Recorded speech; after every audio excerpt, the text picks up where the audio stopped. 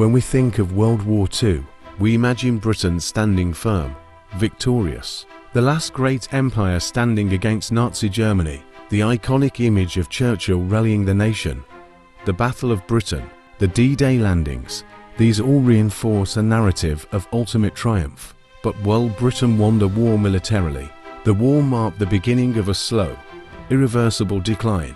Britain didn't lose World War II on the battlefield, but it lost it by losing its empire, its economic primacy, and its global influence. The war's financial devastation, combined with changing geopolitical realities, shattered Britain's imperial prestige and forced it into a new, diminished role on the world stage. By 1945, Britain was bankrupt. It had survived the war, but at a cost that would doom its status as a global superpower. The once vast empire began to unravel rapidly. Colonial subjects demanded independence, and Britain's ability to shape global events faded. This is the story of how Britain really lost World War II, not with bombs and bullets, but through economic collapse, decolonization, and geopolitical retreat. World War II drained Britain's resources like no other conflict in history. By the end of the war, the British government's debt had ballooned from about 110% of GDP to over 240%. The country's industries were exhausted, cities bombed out, and global trade networks disrupted. Crucially, Britain relied heavily on American aid through programs like Lend-Lease, a lifeline providing food, equipment, and raw materials. But this was not a gift. By 1946, Britain owed the United States around $4 billion, which came with strings attached and significant influence. The pound sterling, once the world's dominant currency, was devalued in 1949, losing a quarter of its value, and London's role as the financial center of the world began to be eclipsed by New York. Moreover, wartime destruction and the loss of industrial competitiveness meant Britain's exports collapsed. The economy was in crisis, forcing cuts at home and raising questions about maintaining costly overseas commitments. If economics shattered Britain's ability to pay for empire, the war shattered its prestige and aura of invincibility. The most striking example is the fall of Singapore in February 1942. Once described as the Gibraltar of the East, Singapore was considered an impregnable fortress, yet it fell to the Japanese in just over a week, with 80,000 British, Indian, and Australian troops surrendering. Winston Churchill called it the worst disaster and largest capitulation in British history.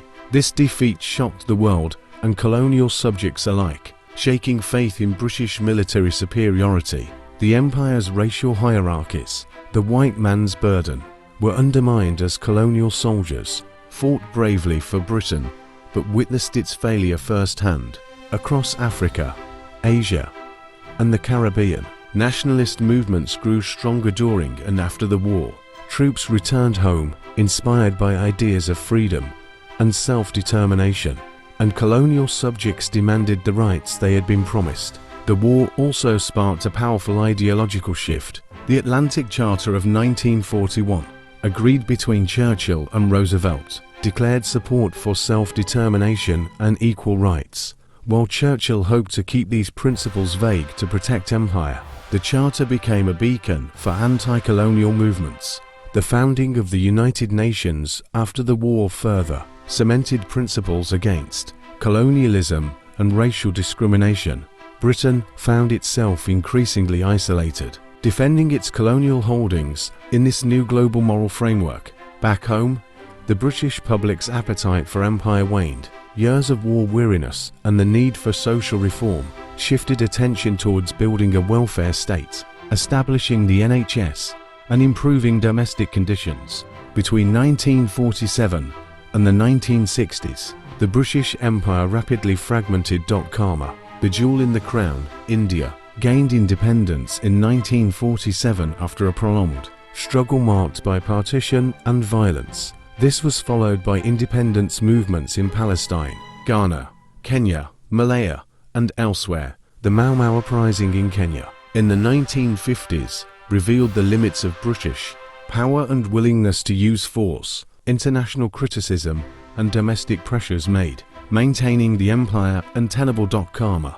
Prime Minister Harold Macmillan's famous 1960 Wind of Change speech acknowledged the unstoppable tide of African nationalism, signaling Britain's acceptance of decolonization.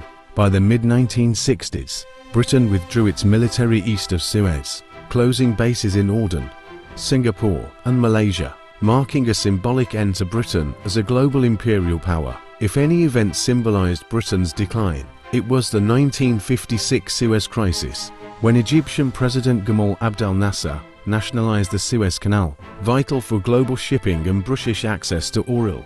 Britain, France, and Israel launched a military intervention. However, the United States, unwilling to tolerate a neo-colonial grab, pressured Britain to withdraw. The humiliation exposed Britain's inability to act independently on the world stage without US support. Suez shattered the myth of Britain as a great power and cemented its place as a junior partner to the US and USSR during the Cold War.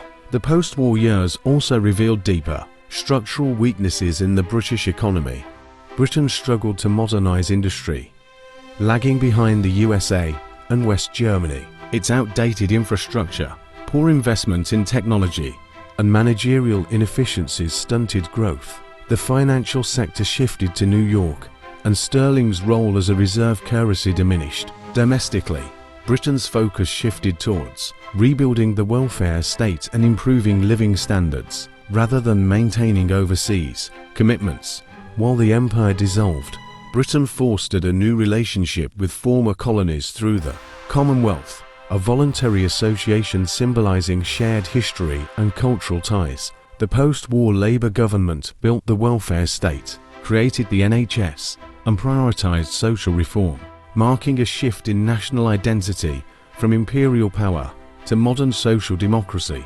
Britain reoriented itself towards Europe and the Atlantic Alliance, signaling the end of imperial ambitions. So, did Britain really lose World War II? Militarily, no. Britain was on the winning side and played a crucial role in defeating Nazi Germany. But the war was a Pyrrhic victory. Britain lost its empire, economic dominance, and place as a global superpower. The war exposed the limits of British power, both financially and politically. It forced a painful reckoning with a changing world order where the United States and Soviet Union emerged as the dominant powers. The legacy of this loss still echoes today in debates about British identity, post-imperial nostalgia, and political choices like Brexit. Britain didn't lose the war in 1945. It lost a world that no longer existed. If you enjoyed this deep dive, don't forget to subscribe to The History Front for more insights into the stories that shaped our world.